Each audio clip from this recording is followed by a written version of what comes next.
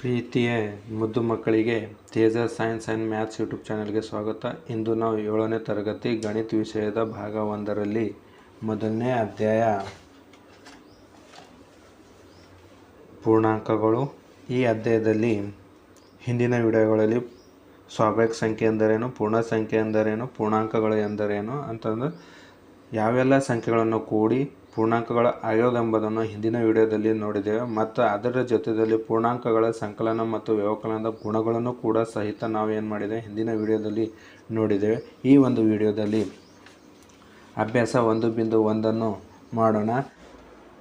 3ನೇ ಮುಖ್ಯ ಪ್ರಶ್ನೆ.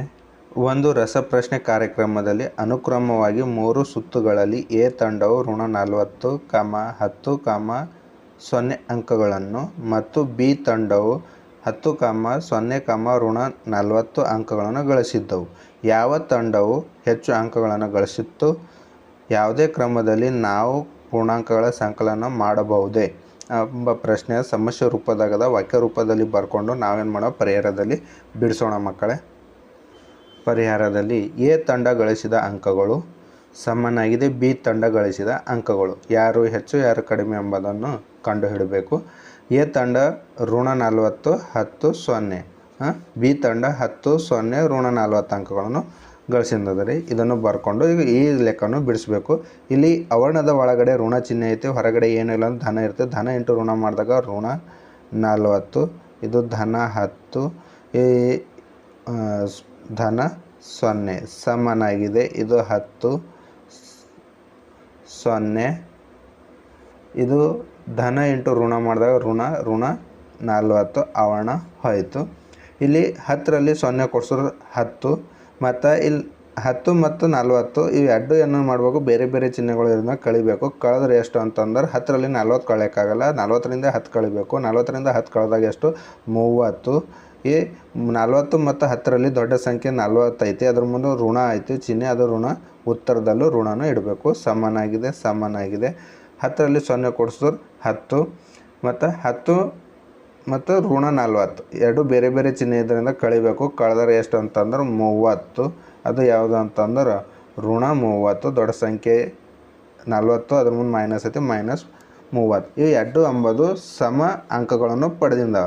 ಈ ಪ್ರಶ್ನೆ ಏನದ ಅಂತಂದ್ರೆ ನಿಮಗೂ ಇಲ್ಲಿ ಯಾವ ತಂಡವು ಹೆಚ್ಚು ಅಂಕಗಳನ್ನು ಗಳಿಸಿತ್ತು? ಯಾವ ತಂಡವು ಹೆಚ್ಚು ಅಂಕಗಳನ್ನು ಗಳಿಸಿತ್ತು? ಆದ್ದರಿಂದ ಎರಡು ತಂಡಗಳು ಸಮನಾಗಿ ಅಂಕಗಳನ್ನು ಗಳಿಸಿತ್ತು. ಅದ ನಂತರ ಮತ್ತೊಂದು ಪ್ರಶ್ನೆ, ಯಾವುದೇ ಕ್ರಮದಲ್ಲಿ ನಾವು ಪೂರ್ಣಾಂಕಗಳ ಸಂಕಲನ ಮಾಡಬಹುದೇ? ಹೌದು, ನಾವು ಯಾವುದೇ ಕ್ರಮದಲ್ಲೂ ನಾವೇನು ಮಾಡ್ಬೋದು, ಪೂರ್ಣಾಂಕಗಳ ಸಂಕಲನ ಮಾಡಬಹುದು. ಯಾಕೆಂದರೆ ನೋಡ್ರಿ, ಮೊದಲು ಏನು ಮಾಡಿದೆವು, 40, 10, 0 ಕೂಡಿಸಿದೆವು. ಏನು ಬಂತು? ಋಣ 30 ಬಂತು. ಆನಂತರ ಏನು ಮಾಡಿದೆ, 10 + 0 - 40 ಅಂತಂದ್ರೆ ಆನ್ಸರ್ ಎಷ್ಟು ಬಂತು? 30 ಬಂತು. ಆದ್ದರಿಂದ ನಾವು ಯಾವುದೇ ಕ್ರಮದಲ್ಲೂ ಏನು ಮಾಡ್ಬೋದು, ಪೂರ್ಣಾಂಕಗಳ ಸಂಕಲನ ಮಾಡ್ಬೋದು.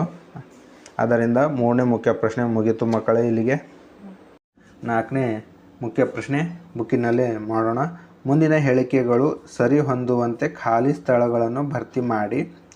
1ನೇ ಉಪಪ್ರಶ್ನೆ, ಋಣ 5 ಧನ ಋಣ 8 ಸಮನಾಗಿದೆ ಋಣ 8 ಧನ ಇಲ್ಲಿ ಯಾವ ಸಂಖ್ಯೆ ಬರ್ತದೆ ಅಂತ ಇಲ್ಲಿ ನೋಡಿದಾಗ ಇದು ಏನು ಮಾಡಿದೆ ಅಂತಂದ್ರೆ 5 ಮತ್ತು 8 ಅದ. ಇಲ್ಲಿ 8 ಬಂದಿದೆ ಅಂತಂದ್ರೆ ಇದು ಏನು ಪರಿವರ್ತನೀಯ ನಿಯಮ ಅಂತ ಅಂಕಿಗಳು ಅದಲು ಬದಲು ಮಾಡತ್ತಿದೆ. ಅದರಿಂದ ಇಲ್ಲಿ ಏನು ಬರಬೇಕು, ಋಣ 5 ಅಂತ ಬರಬೇಕು. ಕೆಳಗೆ ಪರಿವರ್ತನೀಯ ನಿಯಮ ಅಂತ ಬರೀಬೇಕು.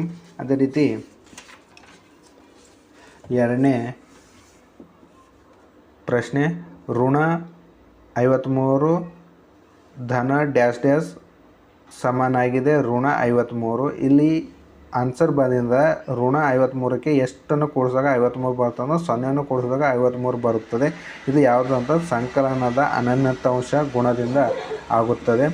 ಉಪಪ್ರಶ್ನೆ 17 ಪ್ಲಸ್ ಬ್ರ್ಯಾಕೆಟ್ ಇದು ಡ್ಯಾಶ್ ಡ್ಯಾಶ್ ಇಲ್ಲಿ ಯಾವ್ದು ಬರ್ತದೆ ಅಂತಂದ್ರೆ ಇಲ್ಲಿ 0 ಬರಬೇಕು. 0 ಬರಬೇಕಂದ್ರೆ ಇಲ್ಲಿ ಯಾವ್ದು ಏನು ಕೂಡಿಸ್ಬೇಕಂದ್ರೆ ಪ್ಲಸ್ ಅದ, ಇಲ್ಲಿ -17 ಕಳಿಬೇಕು. 17ರಲ್ಲಿ 17 ಕಳೆದ 0 ಬರ್ತದೆ. ಸಂಕಲನದ ವಿಲೋಮಾಂಶ ಅಂತ ಆಯ್ತು ರೀ. 8ನೇ ಉಪಪ್ರಶ್ನೆ, bracket 13 plus bracket -12 bracket close plus ಇಲ್ಲಿ ಯಾವ್ದು ಬರಬೇಕಂತ ಬ್ರ್ಯಾಕೆಟ್ -7 ಬರಬೇಕಿಲ್ಲ. ಇದು ಯಾವುದು ಅಂತಂತಂದ್ರೆ ಸಹವರ್ತನೀಯ ಗುಣ ಆಯ್ತದೆ. ಇಲ್ಲಿ ಅವರ್ಣಗಳನ್ನು ಅದಲು ಬದಲು ಮಾಡಿದ್ರೆ ಅದರ ಸಹವರ್ತನೀಯ ಗುಣ.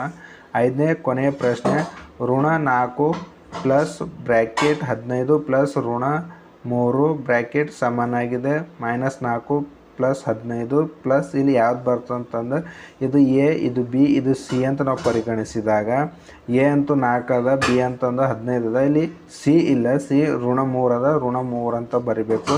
ಇದು ಯಾವುದಂದ್ರೆ ಸಹವರ್ತನೀಯ ನಿಯಮ. ಎರಡು ಯಾವ ನಿಯಮದಲ್ಲಿ ಬರ್ತಾರೆ? ಸಹವರ್ತನೀಯ ನಿಯಮದಲ್ಲಿ ಬ್ರ್ಯಾಕೆಟ್ ಆವರಣಗಳನ್ನು ಏನು ಮಾಡಿದ ಅದಲು ಬದಲು ಮಾಡಿದ, ಅದರಿಂದ ಇಲ್ಲಿ -3 ಬರ್ತದೆ. ಇಲ್ಲಿಗೆ ಅಭ್ಯಾಸ 1.1 ಮುಗಿಯಿತು ಮಕ್ಕಳೇ.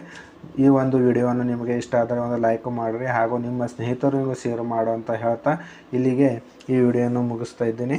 ನಮಸ್ಕಾರಗಳು.